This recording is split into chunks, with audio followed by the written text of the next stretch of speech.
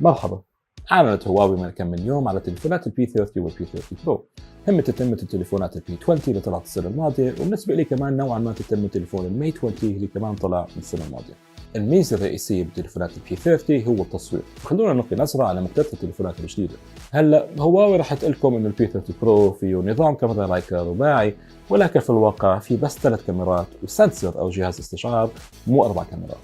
في كاميرا رئيسية بدقة 40 ميجا بكسل، وكاميرا بعدسة واسعة بدقة 20 ميجا بكسل، وكاميرا تليفوتو بدقة 8 ميجا بكسل، وفي كاميرا تايم اوف لايت. كاميرا التليفوتو هي وين التكنولوجيا الجديدة موجودة. هاي هي كاميرا بيريسكوب من هواوي اللي بتعطيكم زوم بصري لحد ال5 مرات. هذا بيعني ممكن انتم تقربوا بصوركم 5 مرات من غير ما تخسروا اي تفاصيل. وفيكم تعملوا زوم لحد 10 مرات باستخدام خليطين الزوم البصري والزوم الرقمي. واخيرا فيكم تعملوا زوم لحد 50 مرة باستخدام الزوم الرقمي فقط. ايوه 50 مره. ولا مره كان في هيك مستويات زوم لهالدرجه على اي تليفون، واقرب تليفون بيوصل للبي 30 هو تليفون المي 20 من هواوي اللي طلع السنه الماضيه. تستخدم الكاميرا الرئيسيه سنسر جديد بيسمح بدخول ضوء اكثر ب 40% من قبل، اللي بخلي الصور اللي تم التقاطها في اماكن عتمه او بالظلام تطلع واضحه ومنوره. التصوير في الاضاءه المنخفضه هي ميزه انا تعودت عليها من هواوي، بس هالمره هاي انا تقريبا مش مصدقهم. التصوير بالاضاءه المنخفضه بالمي 20 برو كان بيشبه السحر، ولكن التصوير على البي 30 برو شكله حيكون على مستوى اخر كليا. للناس اللي هم بالتصوير كل ما عليه يقولوا انه البي 30 برو فيه ايزو بيوصل ل 409600. كانوا عاملين هواوي ديمو او عرض على المسرح لامكانيات الزوم والتصوير بالاضاءه المنخفضه على البي 30 برو، وانا متحمس لاشوف شو راح يطلع من الناس وقت ما يحصلوا على التليفون. كاميرا تايم اوف لايت بتحفظ تفاصيل العمق وقت ما تاخذوا الصور، واللي راح تساعدكم تاخذوا صور بورتريت رائعه مع تاثير البوكر. راح تقدروا تصوروا بتاثير البوكر بمتعدد المستويات وتحافظوا على تفاصيل الشعر بصوركم.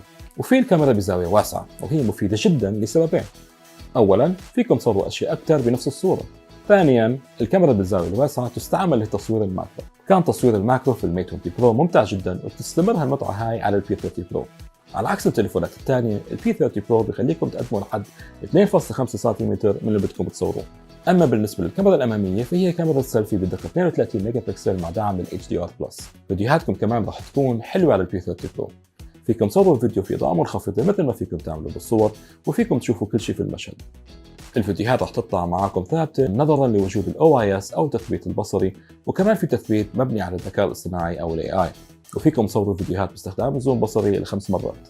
المفروض تكون ميزات الكاميرا كافيه لاقناعكم بالهواوي بي 30 برو، ولكن في اشياء اكثر. بيحتوي التليفون على معالج كيرين 980 وبطاريه 4200 ملي امبير، وبيجي مع شاحن كويك تشارج بقوه 40 واط اللي بيشحن تليفونكم ل 70% بنص ساعه بس. وفيه شحن لاسلكي سريع ب 15 واط، وفيه شحن لاسلكي عكسي ب 2.5 واط، وهذا ممتاز اذا بدكم تشحنوا سماعات او ساعه ذكيه او اي جهاز ثاني بدعم الشحن اللاسلكي بتقنيه التشي. وفيكم كمان تستخدموا البي 30 برو كمفتاح سياره رقمي، وهي ميزه بتدعمها 7 انواع من سيارات الاودي باكثر من 20 بلد. هلا في بعض الاختلافات بين البي 30 والبي 30 برو اللي لازم تعرفوها. بيستعمل تليفون البي 30 على كاميرا بعدسه واسعه 16 ميجا بكسل بدال ال 20 ميجا بكسل الموجوده بالبي 30 برو. وكاميرا التليفوتو بتقدر تعمل زوم لحد 3 مرات مو 5، بس هذا بضل افضل من اي تليفون ثاني موجود هلا. والبي 30 ما عنده كاميرا التايم اوف لايت. بيشحن جهاز البي 30 باستخدام شاحن سوبر تشارج بقوة 22.5 واط، وما فيه خاصية الشحن اللاسلكي، والبطارية حجمها 3650 ملي أمبير. البي 30 برو فيه تصنيف IP68 لمقاومة الغبار والماء، بس البي 30 فيه تصنيف IP53. ما في سماعة إذن بالبي 30 برو لأنه بتستخدم تقنية Acoustic Display Technology اللي بتخلي الشاشة بتهز لتطلع الصوت. البي 30 لساته بيحتوي على سماعة إذن تقليدية، وكمان فيه فتحة سماعة، بينما مو موجودة الفتحة هاي بالبي 30 برو. حجم شاشة البي 30 هي 6.1 انش، بينما حجم شاشة البي 30 برو 6.47 انش، واثنيناتهم فيهم ماسح ضوئي للبصمات تحت الشاشة، واثنيناتهم كمان فيهم نوتش صغير بوسط الشاشة من فوق. سعر البي 30 هو 799 يورو، وفيه 6 جيجا بايت رام وتخزين 128 جيجا بايت، بينما بيبدأ البي 30 برو ب 999 يورو لجهاز 8 جيجا بايت رام بتخزين 128 جيجا بايت.